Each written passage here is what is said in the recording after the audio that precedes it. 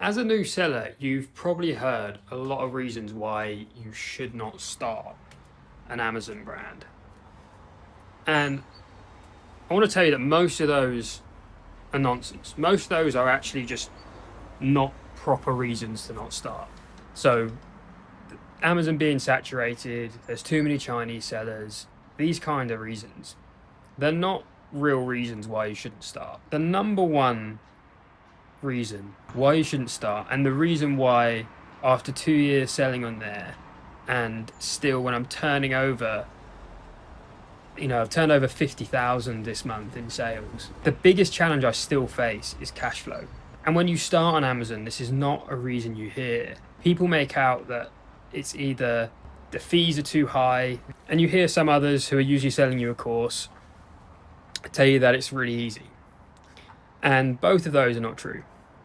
The main reason people can't continue on Amazon and their businesses fail is because they don't have the cash flow. You can be profitable and you can still not have the cash flow. And it's bloody hard to manage the cash flow part because you budget for your launch and you've probably been very diligent and you've budgeted correctly in most cases, but you've often missed a vital part. And the vital part which I missed at the start was budgeting for my restock. You're going to have to place a deposit for your second round of stock when you haven't actually seen any money back yet. And the reason why that is because Amazon will hold on to your money as a new seller at the start. So the first few weeks, sometimes a couple of months, you're unlikely to see much out from Amazon. And if you've got some momentum from your first stock and you've done everything right, you've got great images, you're on top of your advertising, you've turned all the steps, you've validated the market you're going into, the product is good and you're doing well, you've got some reviews coming in, all those things, you've still got to place a deposit for your second round of stock, which hopefully is bigger than your first round of stock. You've got to budget for that because you won't see any money coming through. And I've spoke with a seller recently and he's like, I don't know how I'm going to pay for my next round of stock. And his product was fine. It was in quite a competitive market, but he was getting sales and he had a real opportunity to build in that market, but he can't pay for the next round of stock. And you really have to go in with your eyes wide open that is a cost that you're going to have to incur at the start. And in the long run, you see it back, but in the short to medium term, you aren't going to see much back. And anyone out there telling you that you're going to be making profit from the go and it's really easy is just a lie, because it's hard and you probably won't make any profit in your first round of stock because you just want to get momentum. You just want to be building velocity, and Amazon loves the sales velocity, and then they'll boost your ranking. So if you can afford to go aggressive at the start, you can generate some real momentum. But to go aggressive at the start, which is almost something you just have to do, is a costly game and it's expensive. And so you have to budget accordingly. And everyone's going to have different budgets depending on what product you go into. But let's say you've budgeted 10 grand for your first round of stock, and that will include all your costs, let's say.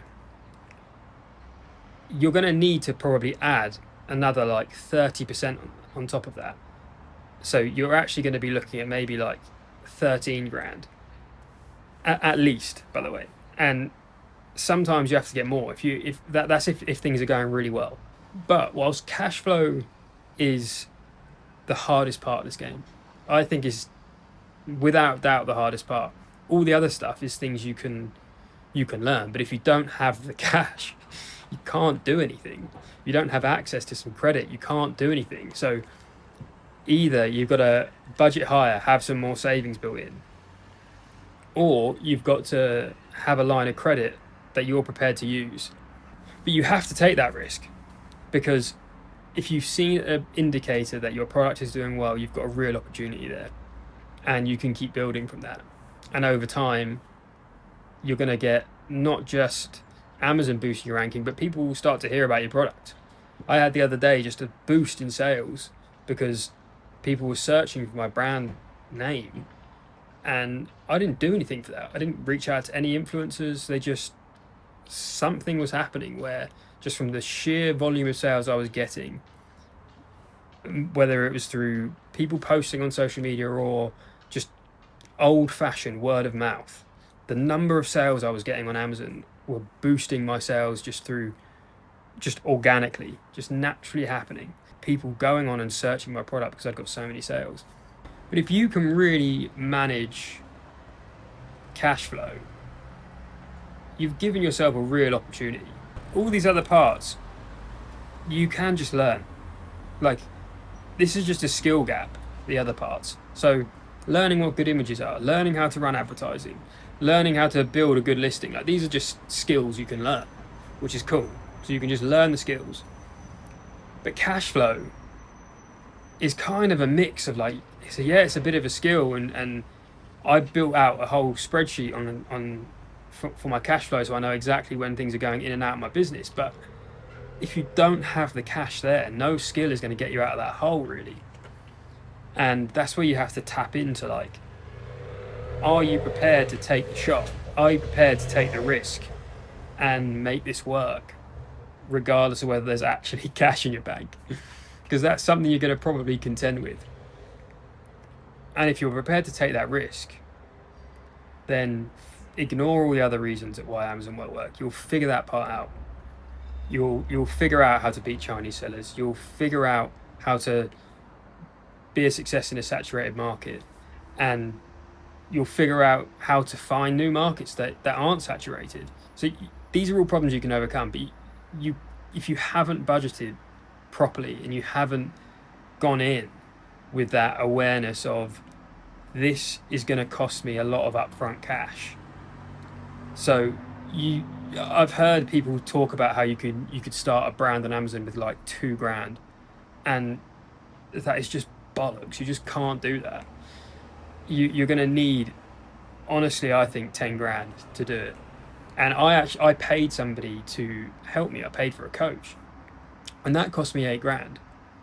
So already, even if I have 10 grand as a budget to launch, it's costing me 18 grand. And most people should actually go and get a coach, by the way. As much as I will shit on people just saying it's easy to sell a course, you can learn the skill so much quicker through getting a coach, through doing a course. So I don't knock the courses themselves. I just do not like the way Amazon sellers, if they even are Amazon sellers, are selling courses and making it look like it's easy, because this isn't an easy game and you're going to have to take real risks. There are times where I'm thinking, what the hell am I doing? Why am I doing this? Because for months and months I'm making thousands in profit, and I've then got to place a Q4 order like I've just done now, and my Q4 order in total is going to cost me about $45,000. So bearing in mind my business turnover is like $55,000 a month, finding $45,000 is a lot of cash, and you're often going to have to dip into credit to do that. And you've got to manage that appropriately. You've got to then pay that credit back. You've got to make sure you've got access to that cash when you owe your suppliers the money. And these things can fluctuate, like shipping costs can fluctuate, and you've just got to deal with it. Amazon sometimes withholds more money than you expect, and you've just got to deal with it. And you've got to keep moving forwards. But if you are thinking of starting an Amazon brand, and the reason you're worried is because of it being too saturated, of there being too many Chinese sellers, like, that is a skill. You can learn the skills to overcome those problems and spot markets that you just shouldn't go into, shouldn't touch. I actually have a free product validation tool that I built that you can have for free. I'll put a link below for that. That alone, if you just follow that will show you how to avoid making mistakes at product launch stage. But nobody can teach you how much money you need to have in your bank to launch at the start, or how much credit you need to have available to launch. Like, you have to figure that out, and you have to, I would say as an estimate, go at least 30% higher than what you've already budgeted. Even if you think you've accounted for everything, add another 30% on there, and have some access to some credit available that you can use to to push this further, because just trust that you can learn the skills.